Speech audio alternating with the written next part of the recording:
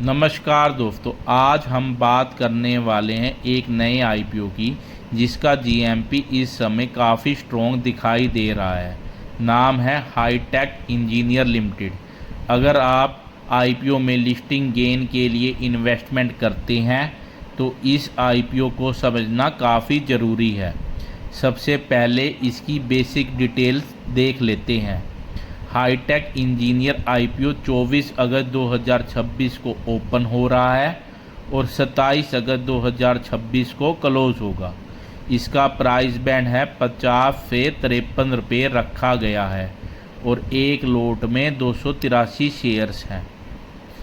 Latest GMP के हिसाब से इस आईपीओ का जीएमपी 50.94% चल रहा है और एस्टिमेटेड प्रॉफिट करीब 7,641 बताया जा रहा है। जीएमपी देखकर तो आईपीओ काफ़ी इंटरेस्टिंग लग रहा है, लेकिन दोस्तों सिर्फ जीएमपी देखकर आईपीओ में पैसा लगाना सही नहीं है। पहले कंपनी का बिजनेस देखना चाहिए, फाइनेंशियल देखने चाहिए और फिर यह देखना चाहिए इसमें कोई बड़ा रिस्क तो नहीं है। तो पहले कंपनी को ही समझ लेते हैं। हाईटेक इंजीनियर कोई नई कंपनी नहीं है। यह इंजीनियरिंग और मैन्युफैक्चरिंग बिजनेस में काम करती है। इंडस्ट्रियल सेक्टर के लिए अलग अलग प्रोडक्ट्स बनाती है। इसके प्रोडक्ट्स का इस्तेमाल हाइड्रोलिक सिस्टम और मशीन में किया जाता है। कंपनी इंडिया के साथ साथ फॉरेन में भी अपने प्रोडक्ट्स बेचती है, यानी बिजनेस काफ़ी प्रैक्टिकल है और इसका इस्तेमाल अलग अलग इंडस्ट्रीज में होता है। अब कंपनी का बिजनेस थोड़ा डिटेल में समझते हैं। कंपनी क्या करती है, अब आसान भाषा में समझते हैं। हाईटेक इंजीनियर आखिर करती क्या है। कंपनी मुख्य रूप से हाइड्रोलिक फिटिंग और प्रिसीजन इंजीनियरिंग प्रोडक्ट्स बनाती है। अगर आपको हाइड्रोलिक फिटिंग का मतलब नहीं पता तो कोई प्रॉब्लम नहीं है। बहुत सारी बड़ी मशीन हाइड्रोलिक सिस्टम पर काम करती हैं। उस सिस्टम में ऑयल और प्रेशर के थ्रू मशीन का काम होता है। उस पूरे सिस्टम में पाइप और दूसरी कंपोनेंट्स को जोड़ने के लिए अलग अलग फिटिंग और पार्ट्स की ज़रूरत पड़ती है। हाईटेक इंजीनियर इसी तरह के प्रोडक्ट्स बनाती है। इसके प्रोडक्ट्स कंस्ट्रक्शन मशीनरी में इस्तेमाल होते हैं, एग्रीकल्चर मशीनरी में भी इस्तेमाल होते हैं, ऑटोमोबाइल और दूसरे इंडस्ट्रियल सेक्टर में भी इनका इस्तेमाल होता है। कंपनी के पास काफ़ी बड़ा प्रोडक्ट्स रेंज है। इसका फ़ायदा यह है कि कंपनी सिर्फ एक प्रोडक्ट पर डिपेंड नहीं करती। एक और अच्छी बात यह है कि कंपनी सिर्फ इंडिया में ही बिजनेस नहीं करती, इसके प्रोडक्ट्स फॉरेन मार्केट में भी जाते हैं। यानी कंपनी के पास डोमेस्टिक मार्केट के साथ साथ एक्सपोर्ट बिजनेस भी है। कंपनी इस सेक्टर में काफ़ी समय से काम कर रही है, इसलिए इसे इंडस्ट्री का अच्छा एक्सपीरियंस मिला हुआ है। अब बिजनेस समझ में आ गया, लेकिन असली सवाल यह है कि कंपनी पैसा कितना कमा रही है और क्या इसकी कमाई लगातार बढ़ रही है।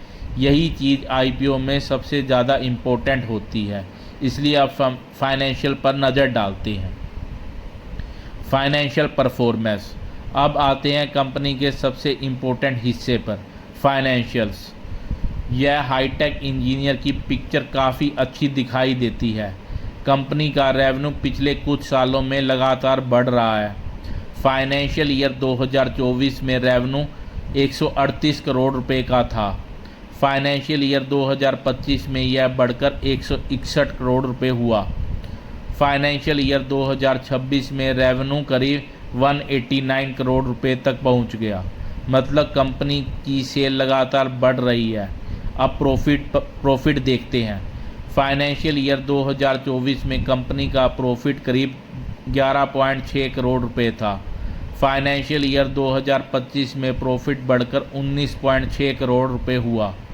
फाइनेंशियल ईयर 2026 में प्रॉफिट करीब 22.6 करोड़ रुपए पहुंच गया।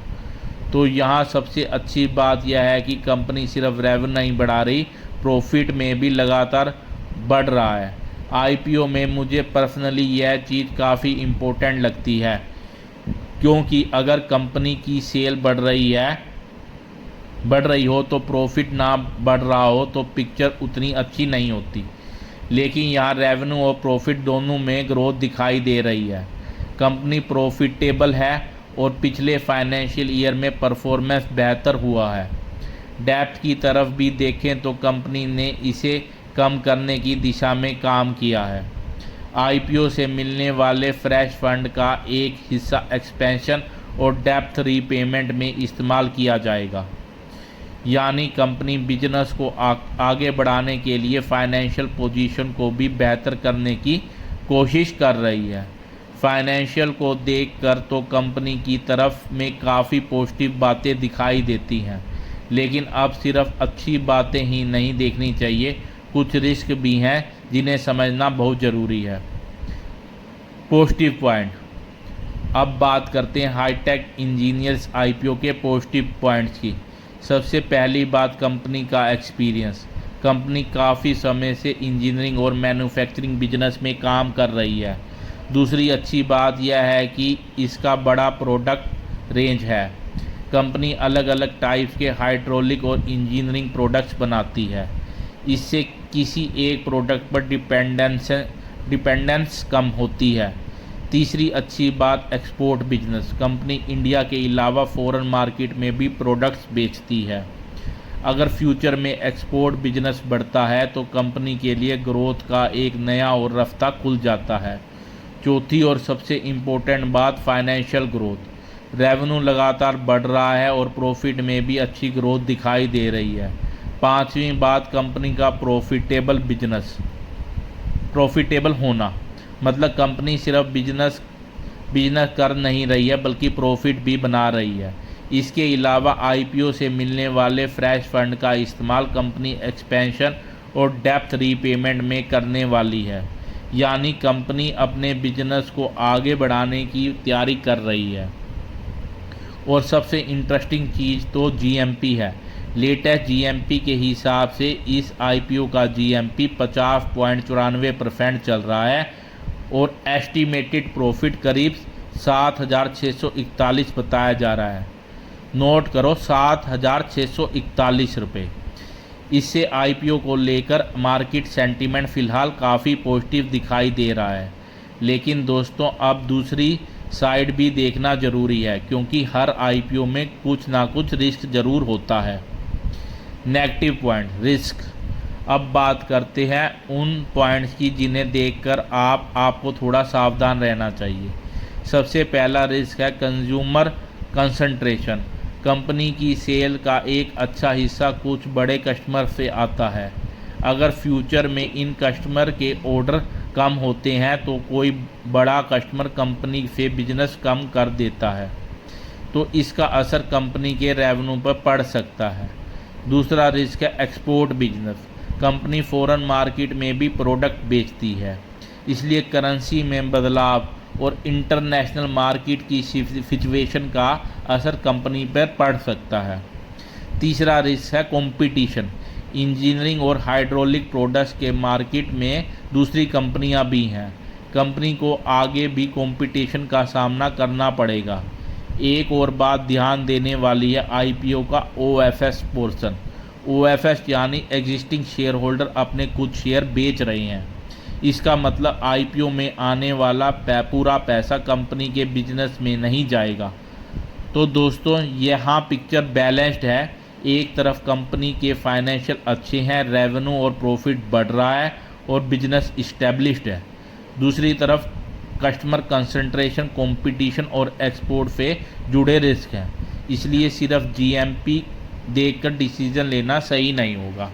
अब इन सारी बातों को सामने रखकर देखते हैं कि आखिर आईपीओ में अप्लाई करना चाहिए या नहीं।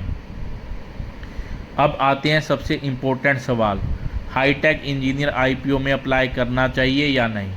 अगर मैं कंपनी के बिजनेस को देखूं तो यह कोई नई और अनटेस्टेड कंपनी नहीं है। कंपनी काफ़ी समय से इस इंडस्ट्री में है, बिजनेस समझ में आने वाला है, रेवेन्यू बढ़ रहा है, प्रॉफिट बढ़ रहा है, कंपनी प्रॉफिटेबल है, एक्सपोर्ट बिजनेस भी है और कंपनी एक्सपेंशन पर भी पैसा लगाने वाली है।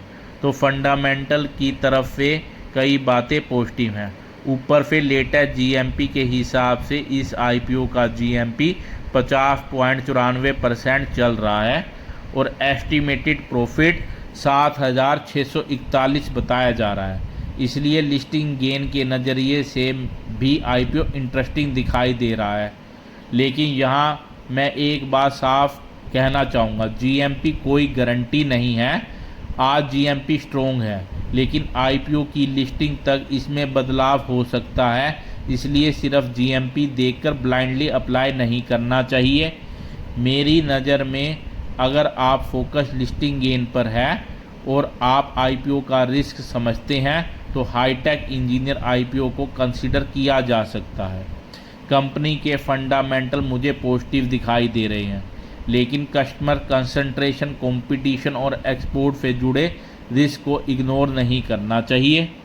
तो मेरा ओवरऑल व्यू यही है, हाईटेक इंजीनियर एक इंटरेस्टिंग आईपीओ दिखाई दे रहा है और पॉजिटिव साइड ज़्यादा मजबूत नज़र आ रही है, लेकिन फाइनल डिसीजन अपने रिस्क के हिसाब से ही लेना चाहिए। और दोस्तों, अगर आपको ऐसी ही सिंपल लैंग्वेज में आईपीओ की पूरी एनालिसिस पसंद आती है तो हैप्पी आईपीओ एनालिसिस को सब्सक्राइब ज़रूर करें। वीडियो पसंद आए तो लाइक ज़रूर करें और कमेंट में बताइए कि आप इस आईपीओ में अप्लाई करने वाले हैं या नहीं। मिलते हैं अगले आईपीओ की एनालिसिस में। धन्यवाद।